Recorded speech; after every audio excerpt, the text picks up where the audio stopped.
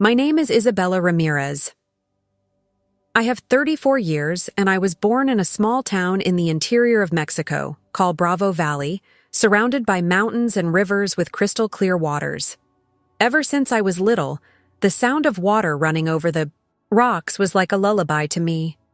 But I never imagined that one of these rivers would change my life forever. It was the summer of 2020. An almost unbearable heat made us seek refuge in the freezing rivers. My sister and I decided to have a picnic on the banks of the river. Río Bravo, a place we always went to when we wanted to escape the noise of the world. The water was stronger than usual, but the joy of the moment made me let my guard down. I entered the river without thinking. I took a few steps and, within seconds, a treacherous current pulled me violently. I fought. I screamed. I tried to swim against the invisible force that was dragging me, but it was useless. I felt panic taking over me as the cold water enveloped me, and an inexplicable weight pulled me down. My last sight before submerging was the desperate expression of my sister running along the bank, screaming my name. There, in that moment when life seemed to slip away, a strange peace enveloped me. I stopped fighting. I felt my body sink, but my mind seemed to float. I heard a soft sound, like distant bells, and then everything went dark. I thought it was the end.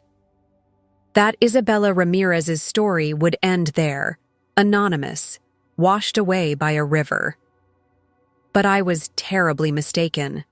My end was actually a beginning.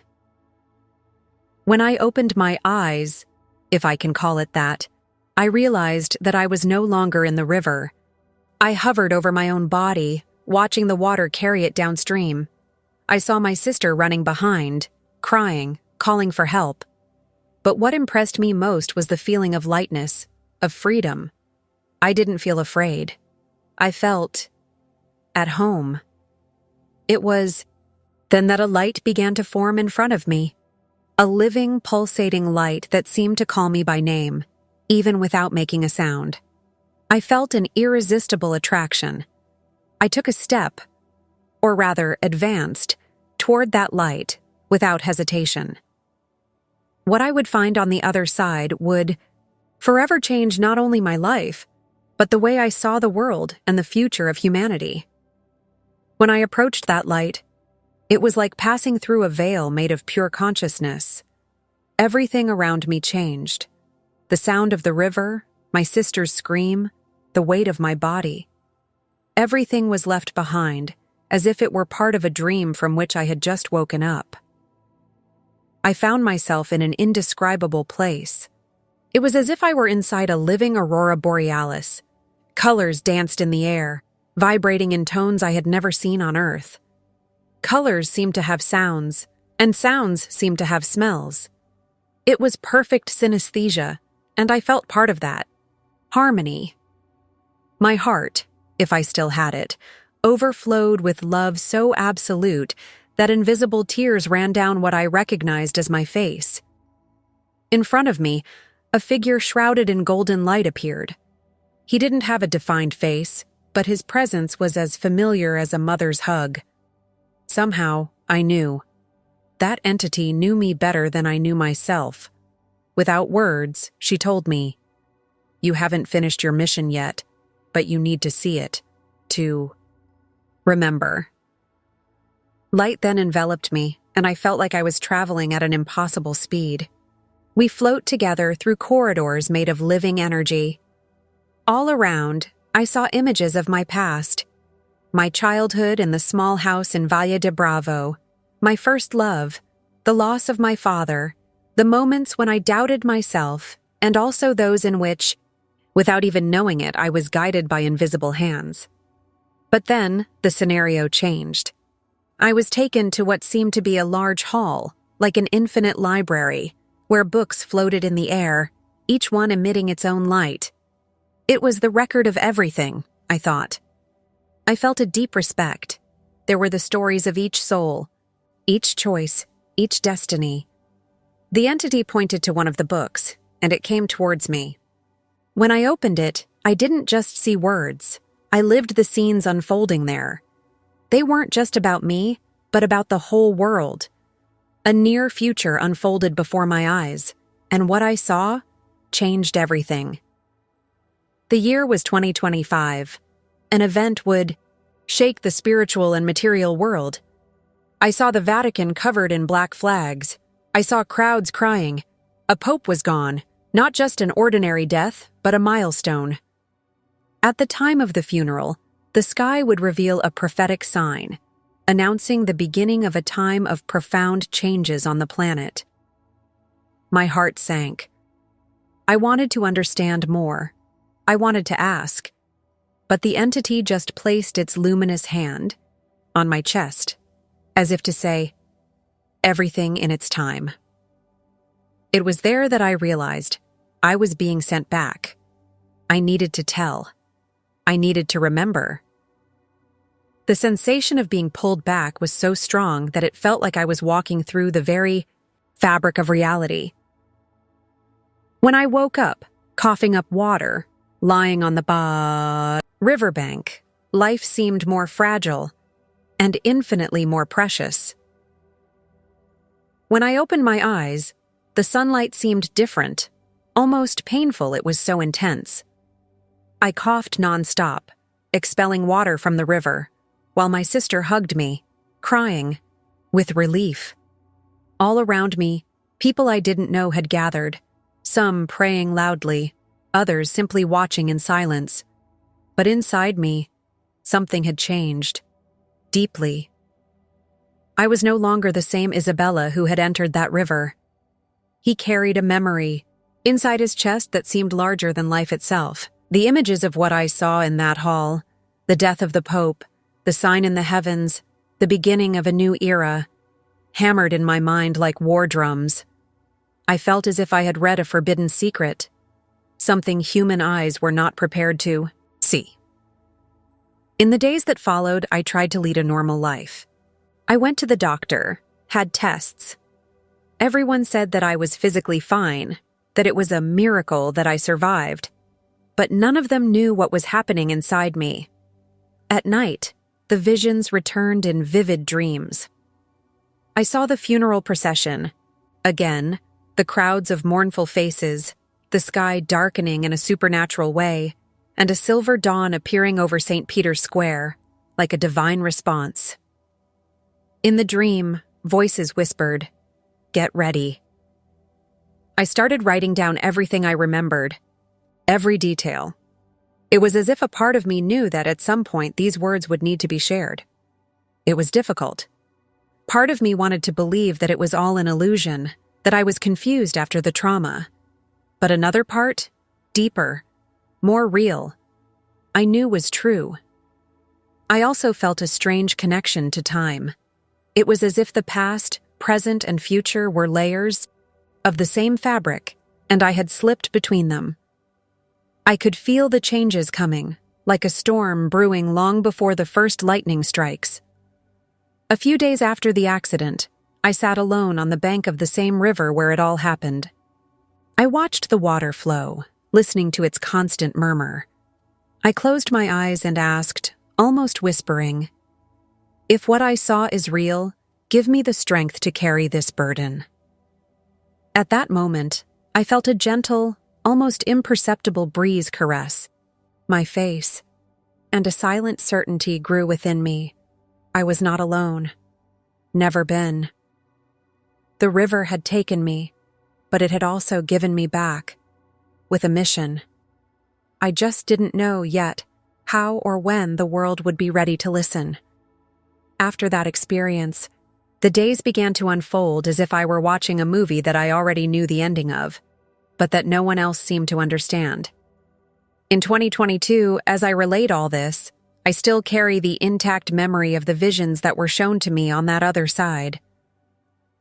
During the months following my accident, I began to notice small signs in the world, like whispers that big change was truly on the way. Extreme weather events, political tensions, the growing feeling that humanity was reaching an invisible limit. It was as if the planet itself was holding its breath. But at the same time, I also noticed something more subtle. A spiritual hunger in people, as if, in the midst of chaos, souls began to awaken, seeking answers to questions that previously seemed insignificant. Who are we? Where are we going? What is real? One night, as I walked through the silent streets of my city, I looked up at the sky and saw a shooting star streak through the darkness. At that moment, I felt again the presence of that luminous entity that guided me during the NDE. An inner voice, or perhaps a memory, whispered, "Watch. Everything is lining up." It was not a voice of fear, but of reverence. I knew that the event I saw, the Pope's death and the heavenly sign, would not be an end, but the beginning of something much greater. A time of purification, of revelations, of falls and rises. I often found myself watching the news with an eerie feeling, as if I were seeing pieces of a large puzzle slowly being put into place. Some news caught my attention in an almost magnetic way. The weakening of powerful institutions, crises of faith around the world, discussions about the need for a new type of spiritual leadership. In my heart, a silent countdown had begun. I felt the year 2025 approaching like an invisible train, still distant on the horizon, but whose sound was already echoing faintly. I also started having more vivid dreams. In one of them, I saw the bell of St. Peter's Basilica ring alone, its chimes sounding like a call to transformation. In another, I saw children from different parts of the world holding candles, marching silently towards a new dawn. These dreams left me emotional, often waking up in tears, of fear, of hope, of something I still couldn't name. I knew I needed to stay alert, and above all, I needed to trust. Even when the world around me seemed to ignore the signs, inside me there was a flame burning, one that would never go out. The big change was on the way, and I, in some way, was part of it. Living after death, or rather, after having known what lies beyond, is a lonely experience in a way that is difficult to explain. There were days when I felt disconnected from the material world, like I was just going through this life as an invisible spectator. And there were days when everything seemed excessively vivid, as if the colors, sounds, and even feelings were magnified 1,000 times. The people around me saw me as before: Isabela, the sister, the friend, the art teacher at the local school. They didn't know that inside me, another Isabela had been born in that river, one that carried the weight of a vision that could not be forgotten, nor easily shared. I tried to talk about what happened a few times, first with my sister, who looked at me with eyes full of tenderness, but also of doubt. Then with a very dear friend, who listened in silence and then quickly changed the subject. It was as if what I had to say was too big to fit into the normal world. The feeling of loneliness grew, but along with it, something else also grew: a silent connection with the divine. I began to find small moments of communion in the simplest of places: watering my plants, hearing a child laugh, feeling the wind play with my hair. I understood that the journey was not about convincing others. It was about being awake, about staying true to what I experienced, even when no one else could see it. On one of those sleepless nights, I sat on the porch of my house with a notebook on my lap. I looked up at the starry sky and began to write a letter to myself, or perhaps to the future. Isabela, when the time comes, remember what you saw. Remember the light that enveloped you, the hall of living books, the prophecy that echoed in your chest like thunder. Do not doubt, even if everyone doubts. You were chosen to remember. I wrote through tears, not tears of sadness, but of a strange nostalgia, as if I was missing a home I hadn't yet fully known. The year of 2022 had already set in, and I knew that the spiritual clock continued to count. Each day was a gift and also a silent preparation. Something monumental was on the horizon, and I was part of the silent vigil of those who, even without concrete proof, knew deep in their souls the world was about to change forever, and I needed to be ready to testify. A few months after that night, I wrote my letter to the future. Something began to change in nature itself. I don't know how to explain it any other way. It was as if the sky, the stars, the wind, and even the animals were trying to say something to whoever was willing to listen. At the beginning of 2022, I witnessed a sunset like I had never seen before. The sky, usually golden and soft, exploded in a storm of deep colors: purple, dark red, deep gold. It was as if a gigantic celestial painting was being created before my eyes. People took photos, commented on how beautiful and unusual it was, but few seemed to feel what I felt at that moment. It was a calling. That night, I had a dream unlike any other. I was walking along a deserted road under a black sky. Suddenly, the darkness opened, revealing a spiral of silver light descending upon the earth. In the center of that light, I saw the face of an elderly man in white robes, the same Pope I had seen in the hall of the spiritual library. He smiled sadly, and behind him, a crowd of faceless faces appeared, like an entire humanity, waiting. Then I heard that soundless voice again, the same one from my experience in the afterlife. When the shepherd leaves, the flock will scatter, and then the new dawn will dawn.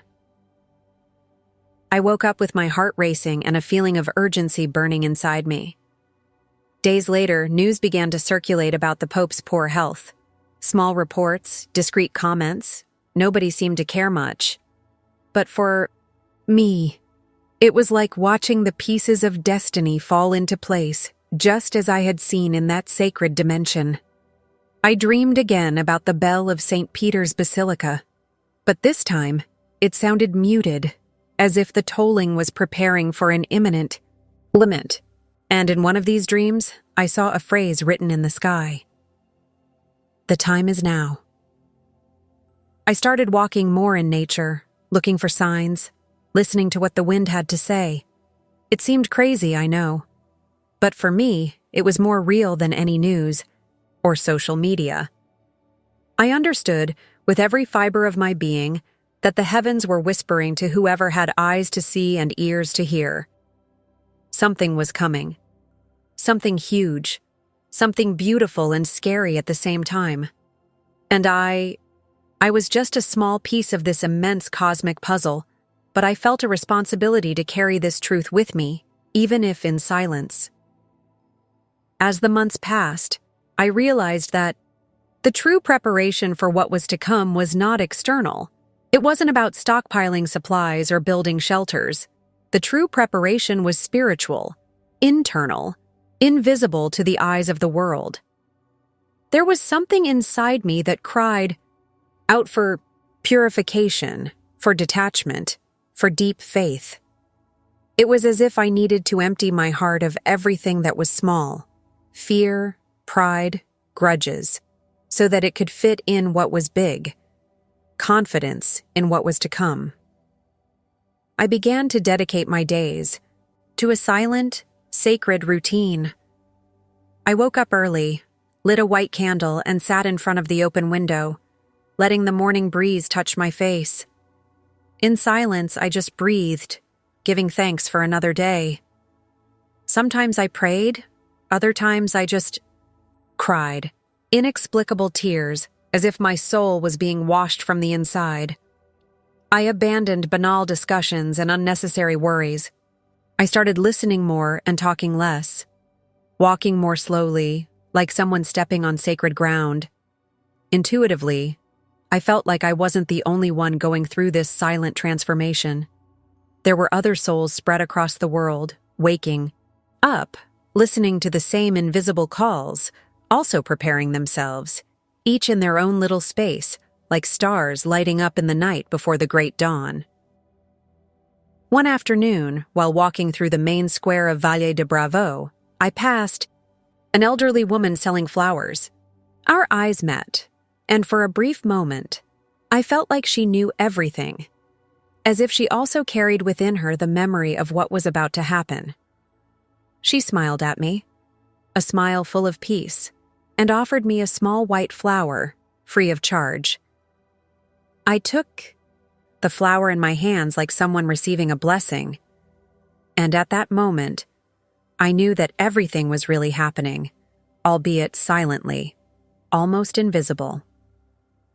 In my heart, the countdown continued.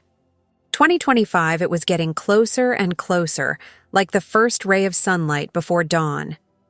And I understood that when the signal came, it would be something that no one could ignore, a landmark, a spiritual cry echoing across the heavens and lands. All of humanity would be called upon to look within themselves, changing, remembering who you really are. I would continue living, loving, working, but deep down, I was like a silent sentinel, with my eyes turned towards the invisible horizon, waiting, trusting, preparing myself for the moment when heaven and earth would speak like never before. As much as I tried to live discreetly, there was something inside me that burned like an uncontrollable fire, the desire to tell the world what I saw, what I felt, what was about to happen. It was like carrying a sacred secret, knowing it needed to be sown before the storm. I started writing, in small notebooks, as if I were preparing messages to be read in the future. Messages that spoke of hope, transformation, faith in the midst of darkness. I didn't know how these words would find those who needed them, but I felt that somehow they would be carried away by the wings of the spiritual wind that was already blowing. One afternoon, while writing in one of these notebooks in the corner cafe in my city, an unknown woman approached. She pointed to the white flower that I always carried in my bag, the same one I had received from the elderly woman months ago, and said, "This flower is a sign of new beginnings, you know." I looked at her in surprise. There was something in his eyes that seemed to look straight into my soul. I just smiled and shook my head, speechless. And she, as if she understood everything without me having to explain, just added, "Get ready. Big things come from the sky." She walked away as if she had completed a mission, leaving me there, with my heart racing. It was as if the universe itself was sending discreet messages, encouraging me not to remain silent. It was then that I decided to record short audios, like spiritual diaries. He was talking about love, about the inner calling, about the need to wake up before life forces us to do so. I didn't directly mention what I saw in my NDE. I felt that it wasn't time yet. But I sowed ideas, like someone who plants trees knowing that they won't all bloom. Each day, the sense of urgency increased. I dreamed of bells ringing around the world. I dreamed of crowds looking up at the sky. I dreamed of a light that crossed borders, religions, cultures, uniting everyone in the same consciousness. The awareness that we are part of something infinitely bigger. I knew pain would come. Deep changes are never easy. But along with the pain, there would also come the chance of rebirth. And, even carrying the fear of the unknown, there was an unshakable certainty within me. No matter how dark the night, the dawn will always come. I would keep talking. I would continue writing. I would continue to trust, even if no one was ready to listen yet. Now, as I write these words at the beginning of 2022, I feel like I'm living between two times. The palpable present, which everyone knows, and that invisible future that I've already seen, which pulses on the other side of the veil. Many around me continue living their lives as usual, unaware of the whispers that hang in the air. There are times when it hurts me. I feel like shouting, "Wake up, prepare your hearts." But then I remember the silent words delivered to me. Each soul has its time to awaken. So I take a deep breath, close my eyes, and trust. Every day I wake up with a strange feeling, as if something is silently approaching, preparing to reveal itself to the world. Sometimes, walking down the streets, I see faces and wonder, how many are feeling this same invisible expectation? How many were also touched in some way by the call from the other side? In my heart, I revisit the visions I had, the Pope leaving, the funeral filled with pain and mystery, and the sky. Oh, that sky, opening to reveal the great sign. A phenomenon that will not only be interpreted by the eyes, but by the awakened heart of each human being. It will be a moment when time seems to stop, an instant in which everyone, without exception, will feel something changing deeply within themselves. And then, the great bifurcation will become visible. There will be those who choose love, reconnection, humility, and there will be those who will dive even deeper into fear and separation. I've already made my choice. Every day I reinforce this silent commitment to remain anchored in the light, even when the winds of change become violent. To be an anchor of peace when the entire world seems to sink into chaos. Some nights as I stargaze, I close my eyes and whisper to the universe, I'm ready. May the greater will be done. And an indescribable peace surrounds me. I don't know exactly how things will turn out. I don't know the details, nor the exact paths humanity will take, but I know that when the moment comes, the whole world will feel. And when the bell rings and the heavens open, many will remember something that has always been kept deep within their hearts. Just like me. Now, in 2022, as I record this journey that forever changed my existence, I feel like I'm sitting on the edge of an immense ocean, looking at the waves of the future that are already beginning to form on the horizon. Sometimes, I confess, fear still whispers in my ears. The uncertainty of what will come, the pain that many will feel, the confusion that will take over the world for a while. But then I remember the light, of that living and loving light that enveloped me from the other side, of the presence that told me that everything was within the great plan of love and renewal. I see 2025 approaching with silent steps, like an invisible traveler who approaches in the night, bringing in his hands both trials and infinite possibilities. I think of the vision of the Pope's death, such a powerful milestone, so charged with spiritual meaning. Not just because of the departure of a religious leader, but because of what it will symbolize: the end of a cycle, the tearing of a veil that for so long covered the consciousness of humanity. And in the prophetic sign, the sign, it won't just be a natural phenomenon. It will be something that will cross everyone's mind, a call impossible to ignore, as if the sky itself were shouting, "It's time for a change." I am here, living each day with attentive eyes and a prayerful heart. I don't know what face the new world that will be born on the other side of this crossing will have, but I know that it will be built by the hearts that choose the light, that listen to the silent call that echoes from the stars to the depths of the human soul.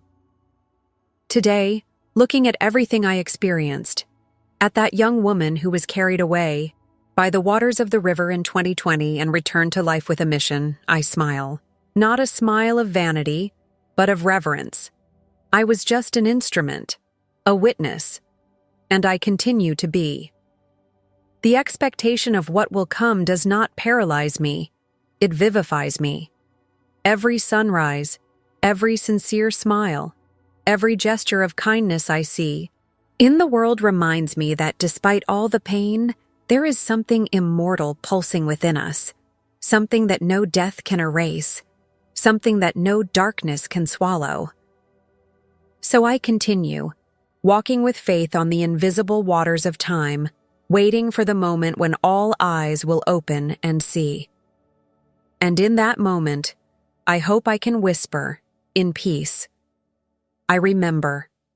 I saw, and I believed.